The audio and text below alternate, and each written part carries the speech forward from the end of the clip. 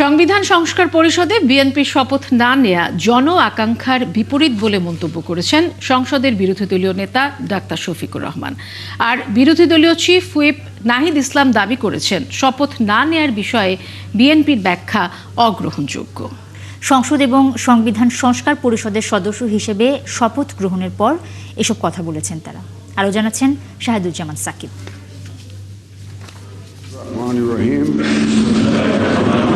সংসদ সদস্য হিসেবে শপথ নিলেও বিএনপির এমপিরা সংবিধান সংস্কার পরিষদের শপথ না নেয়ায় শুরু হয় জটিলতা। জামায়াত ও এনসিপির পক্ষ থেকে শুরুতে শপথ না নেয়ার কথা জানালেও নানা নাটকীয়তার পর দুপুর 12:15টায় সংসদ সদস্য ও সংবিধান সংস্কার পরিষদের সদস্য হিসেবে শপথ নেন জামায়াতের এমপিরা।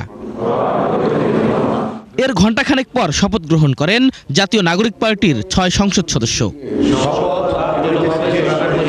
পরে সাংবাদিকদের মুখোমুখি হয়ে জামায়াত আমির বলেন, বিএনপির সংবিধান সংস্কার পরিষদের শপথ না নেয়া জন আকাঙ্ক্ষার বিপরীত। আমরা মনে করি সরকারি দল শপথ না নিয়ে তারা জুলাইকে উপেক্ষা এবং অবজ্ঞা করেছে।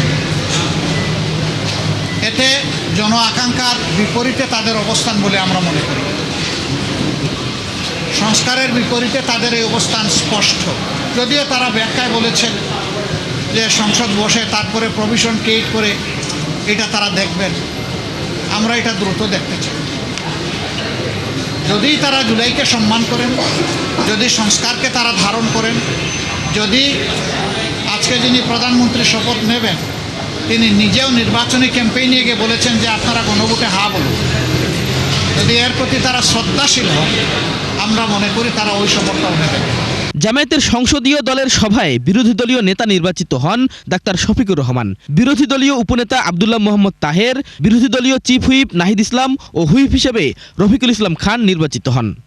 Deputy leader doctor Syed Abdullah Mohammad Taher আপনাদেরকে সহযোগিতা করার জন্য আমাকে দায়িত্ব দেওয়া হয়েছে। এ সময় এনসিপির আহ্বায়ক নাহিদ ইসলাম বলেন, সংবিধান সংস্কার পরিষদের শপথ না নেওয়ার বিষয়ে বিএনপির ব্যাখ্যা গ্রহণযোগ্য নয়। সরকার গঠনের প্রথম দিনই যারা প্রতিশ্রুতি ভঙ্গ করলো তাদের কাছ থেকে এই দেশ জাতি বা আমরা কি আশা করব সেটা সবার মনেই প্রশ্ন তৈরি হয়েছে। এবং এটা শুধু রাজনৈতিক প্রতিশ্রুতি ভঙ্গ নয়, এটা কিন্তু আইনি সংকট এবং জটিলতা তৈরি করেছে। প্রতিবাদ হিসেবে বিএনপির মন্ত্রিপরিষদ সদস্যদের শপথ অনুষ্ঠানে যোগ দেননি 11 দলীয় জোটের সংসদ সদস্যরা। পদের কর্তব্য। শাহেদুজ্জামান সাকিব, 71।